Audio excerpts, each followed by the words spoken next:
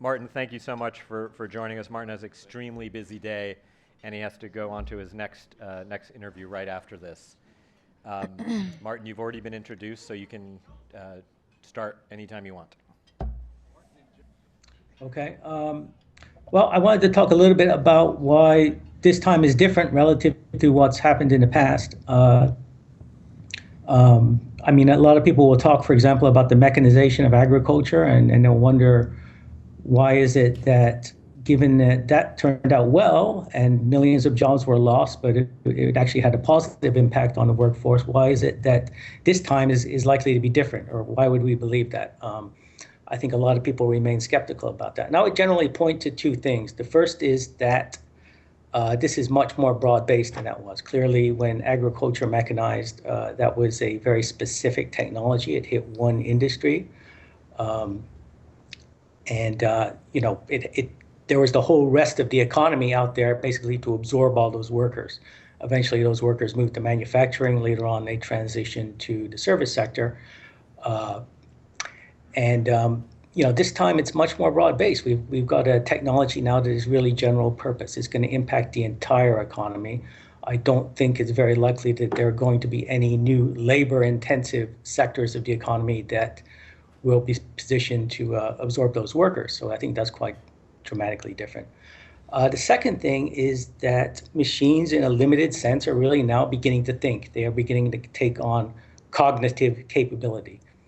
Uh, I think that if there's one technology that's really central to this, it's machine learning. It's this idea that smart algorithms can churn through data, and based on that, they can learn and they can make predictions. And we're seeing some really incredible advances in some specific areas like deep learning, which you may have heard about, which is kind of a new take on neural networks with more complexity, more levels. You're seeing remarkable things there, like systems that can outperform people at recognizing images. Systems that can, in the case of Skype, actually, there's a system that can translate a language in real time, a spoken language, just straight out of Star Trek, really quite remarkable. So you're seeing some amazing advances in specific areas. And this is something that I think people will point to as being the unique fundamental quality that really defines us as a species, and the thing that so far has allowed us to stay ahead of the march of the machines. And the thing is that people will point to the fact that people are generally adaptable. I mean, we have this general intelligence, we have this ability to learn and to adapt to do new things, and in theory, we're infinitely adaptable. And so you often hear people say, we will always find something to do. That's a phrasing I always find a little bit uncomfortable, because that's not exactly the challenge that workers face. It's not just about finding something to do. It's about finding someone who's willing to pay you to do something. And that's actually a higher challenge. But still, what we can say is that clearly machines don't have that general ability that humans do to adapt, but they can be incredibly proficient at narrow tasks, at limited ranges of things. We're already seeing machine learning technology being quite disruptive in that area. And there's no reason that we can't develop a huge number of narrow applications that, taken together, might eventually consume a huge percentage of all of the work in the economy. So this general ability of humans to adapt, our general intelligence, is not necessarily a competitive advantage that's really sustainable over time. I think that one thing that will clearly happen is that the tools that can be used to develop machine learning applications and leverage them in new areas are going to get better and better. The time to develop those is going to shorten. And as a result, I think that, well, you can easily anticipate that there'll be new kinds of work out there, new opportunities for human beings to work at. I think it would be very wrong to assume that those opportunities are likely to persist. I think that there's every reason to believe that if an opportunity is attractive to human workers, then it's also going to be attractive to machine learning entrepreneurs. There's going to be an attractive opportunity there to leverage these technologies and the new tools to really go after that and automate it. And so you're going to see a lot of those opportunities evaporate quite rapidly. So that's one of the main reasons I think that we've got a new technology, a general purpose technology that's really going to scale across the whole economy.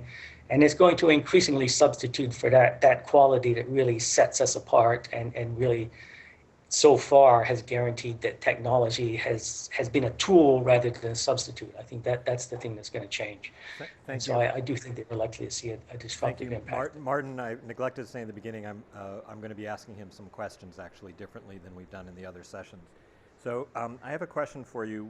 We had a session earlier with people in their 20s and 30s, all of whom are working around the issue of educating for the transition. What would you tell? I have two teenage daughters. I have trouble looking them in the eye and with a straight face supporting their traditional, even creative industry career goals in a world that had they read your book, they might feel, what's the point? So what do you tell? What would you do to educate for this transition? What would you tell a young person entering the workforce in the world that you think is about to unfold?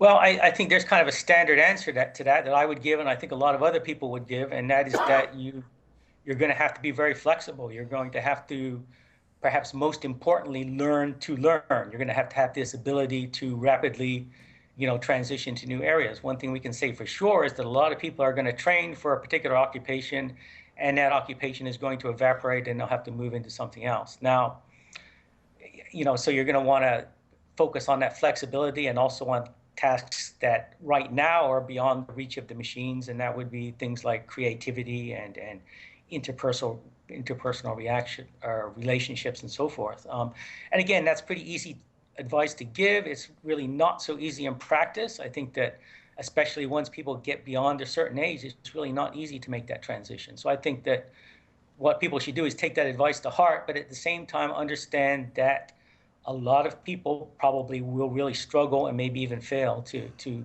utilize that device and to make the necessary transition. And so we are going to have to, I think, consider something beyond what individuals can do and really think also about a public policy response to this. So on the subject of public policy, what do you think that society can do generally to address this coming age of potential large-scale technological unemployment?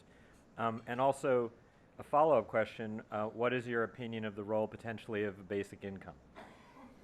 Right. I think that in the short term, we clearly need to enhance our social safety net. I mean, in the United States, we've got a lousy safety net relative to other advanced countries. I mean, I've just come from Europe, and you really don't see the number of homeless people in Europe that you see in San Francisco. I mean, you see some, but nothing like the numbers that we have. So it's pretty clear that our safety net is already miserable and likely to fail. And I think that, whether you buy into this idea that we're really headed for a massive disruption or not, I think most people would agree that things are moving faster and faster, that a lot of people are going to have trouble keeping up, even if people are able to retrain for opportunities that are going to arise. There's going to be a lag. So I think that we need to enhance our safety net to take care of those people. But in the longer run, I think we're going to need something genuinely radical. And yeah, I think that of the options on the table, a guaranteed income or basic income, something along those lines is probably the best option. I mean, I think that I've heard other proposals, for example, giving people a lump sum of capital and so forth. But if we really believe that jobs are going to disappear, and at some point in the future, there simply aren't going to be enough paying jobs to provide one to everyone that needs one, then we've got to look at alternatives. And I really think that a basic income is probably the best solution. If you were not on camera right now in front of a lot of people, and you were rereading your own book, and you were talking to yourself, what would you say, honestly, directly, unfiltered? Are you optimistic about the prospects for making this transition, or are you pessimistic? And if so, how so and how deeply? I tend to be a short-term pessimist and a long-term optimist. I think that, I mean, if you just look at our political environment today, you look at the polarization, you look at the fact that we can't even do the most basic things. I mean, we almost failed to raise the debt ceiling. We're looking at the potential for another government shutdown. I mean, it's very hard to be optimistic when you look at our current political situation and just juxtapose that against the kind of challenge we're going to face. On the other hand, in the long run, I think it's inevitable that we're going to have to face up to this somehow. And I think that if we do rise to that challenge, then it can be a very optimistic outcome. What might a world look like that crosses this bridge, gets to the other side, a world where it's a stable society, an equitable society, where the requirement to work is not a given, and there are whatever the policies are that enable the safety net to exist sufficiently so that people don't fall through the cracks or the entire society doesn't spin out of control. So assume we don't know how, it's a thought experiment. We get to the other side. It's now a world of not required human labor. What sort of can you describe what that world might look like? Well, I think it would be almost close to being a utopia. It would be a world where no one would have to do a dangerous job or a job they hated or despised. People would have more time for leisure for their families to focus on things that they found genuinely rewarding. But of course, you've got to solve this income distribution problem. And imagine you had a guaranteed income that perhaps started at a fairly minimal level but was increased over time so that everyone had a decent standard of living. Imagine that was also designed intelligently so that it didn't destroy the incentive for those who had the drive and the capability to do things beyond that, so that you might have a lot of people involved in entrepreneurship. You might have a lot of people working in the community, doing other things that in some cases enhance that basic income so that they were able to earn more on top of that. Or other people might choose to do other productive things. I mean, right now, one complaint that a lot of people would have about the idea of a basic income is that jobs are kind of a package deal and they provide both an income and a sense of purpose and fulfillment and a sense that you're accomplishing something and so forth. So one of the challenges for the future is to decouple that so that people may get their income from one place and they may get that sense of accomplishment and self-worth from somewhere else. But I think there are a number of things you can see already that offer sort of an avenue there. You can see what people are doing with Wikipedia, what people are doing with open source software. Those are all things where people do very meaningful work that they get a lot of sense of fulfillment from, without necessarily getting paid directly for it. So I think that sort of also offers an image for what the future might look like. One of the things that I brought up this morning and others brought up today is the different context in the developed and the developing world. So in many places in the developed world, unlike not the U.S., the population is aging and shrinking at the same time, not just aging. In Japan, in Europe, in Russia, and increasingly in China. In the developed world, what are the particular challenges that might and pressures that might speed up the shift to a robot and automation and software-based society, and in the developing world where enormous progress has been made. This is the week when the new Sustainable Development Goals have been announced by the UN on the heels of some remarkable progress, particularly around poverty, since 2000 with the Millennial Development Goals. And you have countries that are making enormous progress, particularly through employment and rising wages in human employment. This could derail a lot of that progress. And that's a different context. You don't have aging and shrinking populations in the developing world. So how do you see the difference playing out in the developed world versus the developing world? Well, in the developed world, you're right. The aging population is an issue. To some extent, that may counterbalance all of this because some people have predicted a shortage of workers, although I don't see a lot of evidence for that so far. You can look at Japan, which is really on the leading edge of this. And for example, they're in deflation. Wages there have actually been falling. If there were a generalized labor shortage, you would see rising wages. One thing that's important to note is that this demographic shift is kind of a wash in terms of, it's true that you have workers leaving the workforce, but you also have consumers dropping out. You've got fewer consumers as well as the population ages, and so those two things can be kind of a wash, and you can enter a kind of a deflationary scenario. So I think that in the developed world, that's a real danger, is that automation together with demographics may really push us toward that deflationary scenario. In the developing world, uh, you know, a lot of countries are going through a transition that the United States and other developed countries went through several decades ago. They're trying to build that middle class, but they're doing it in a robotic age, and that's going to make it much more difficult. The United States had the luxury of building a strong middle class decades ago when technology was much less advanced, when machines were clearly just tools. They didn't really substitute for workers the way we're seeing today. I think it may be harder for the countries trying to do that today to do it. I think that there may be some reason to believe that China might be the last major country to make that transition.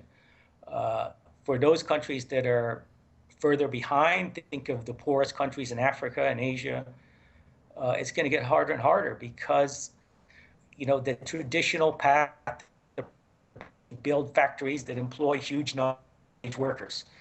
And we are moving into a future when there may not be a need for those factory employees. And given that, it's kind of hard to see how those countries are going to get on that path to prosperity. I want to ask about a particular technology that comes up regularly but doesn't get examined specifically that I find quite fascinating, which is 3D printing and other forms of sort of on-demand manufacturing. Again, one of the pathways for virtually every country's development has been eventually the growth of large-scale manufacturing industries, shifting then to afterwards to a post-industrial wealthy society. And that has been connected with the globalization phenomenon, where low-wage countries have been able to go through that process because that's where things get manufactured, and the developed countries buy those things at lower cost. This may break that cycle, this technology. So what role do you feel that that particular technology, 3D printing, the idea that you no longer have to have something made in another place by a human somewhere else, let alone a robotic factory, but can actually be made on the spot, custom for you, or near to you relatively quickly and easily and inexpensively? Well, I think that will be part of what's happening. So what I anticipate is that we're going to see manufacturing kind of move closer to markets. I mean, I do think that there's going to be definitely less incentive to build factories in low-wage countries. I mean, it will make a lot more sense to position factories in a way that really minimizes transportation costs and also puts them closer to market so that you can use technologies like 3D printing to generate completely customized output and get that to markets very quickly. I tend to be a bit skeptical about the idea of home or desktop 3D printers really revolutionizing things because I'm skeptical that they really have the economy of scale that you see with traditional manufacturing. So I think that the way that 3D printing is likely to be important is that it's going to be incorporated into traditional manufacturing rather than being tremendously important as a home application. I want to ask one more question gadgets. before we get a few questions from the audience. I know climate change is very close to your heart. How does the fight against climate change, global warming, fit into this equation?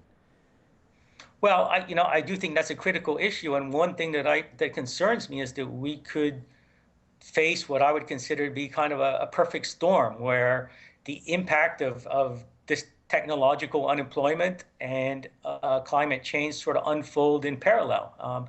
And one thing that's I think pretty obvious is that if people are under immediate economic stress, if they're worried about, supporting their families over the near term, how are they going to pay their rent and so forth, then it's difficult or impossible for them to focus on these longer term, bigger issues like climate change. So it's going to make it really politically impossible to get the kind of support that you need to really address climate change if this technological and economic issue unfolds in parallel with that. Thank you. We have some time for one or two questions. Who has a question? You? Do we have the mics? Okay, I just want to make sure it's recorded for the video. We may not have them ready. There's one of the. No. Okay, go ahead.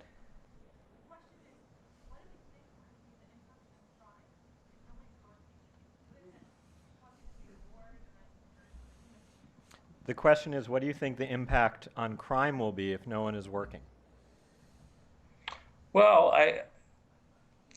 that depends on if people have incomes or not. I mean, I do think that it's possible to give people an income and also provide opportunities for them to do productive things. So I think if we're up to that challenge, then it would actually reduce crime. Obviously, if no one is working and no one has an income, then that's an entirely different story. Then we would expect crime to be much higher. So the answer to that question really comes down to how we adapt to this. Another question.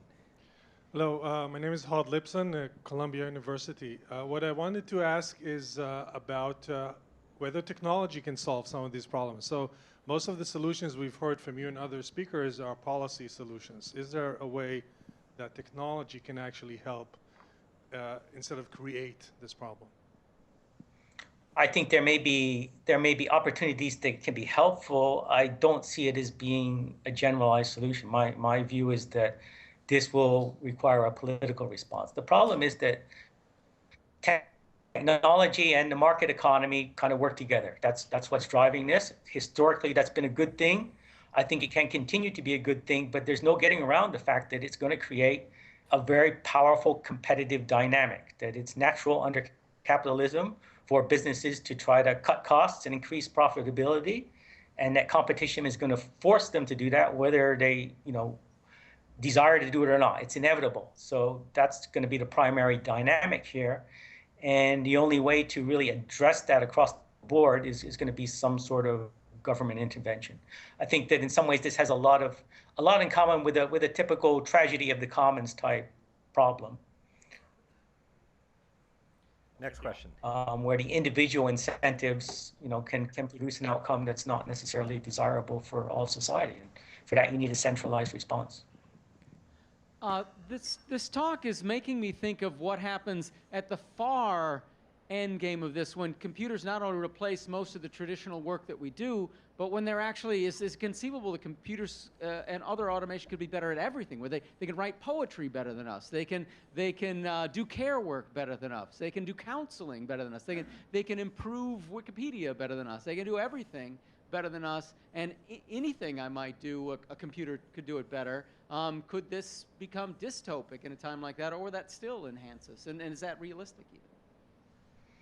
Well, if you believe in the possibility of true artificial intelligence, if you believe that someday we'll build a machine that can think like a human being, and then most people who work in the area believe that if that happens naturally through a process of what you might call recursive improvement, we'll have super intelligence, then yeah, that's true. Machines would at that point be able to pretty much outcompete us across the board. And then, of course, other fears come into play. I mean, most of you have probably heard people like Stephen Hawking and Elon Musk talking about the existential threat from artificial intelligence. I mean, if machines are really super intelligent and better than us at everything, then perhaps they'll decide that they don't even want to keep us around. I mean, that's a concern that I think lies in the far future, but at the same time, I wouldn't say it's a ridiculous concern. It's something that is certainly within the range of possibility. Martin, I know you have to go right now to do your next interview. I want to thank you so much for sharing your time with us. And I hope everyone, this is one of the books I would really recommend if you're here at this conference and you want to hear a very, very thoughtful person explore many aspects of this issue, Rise of the Robot. So thank you, Martin. Thanks for having me.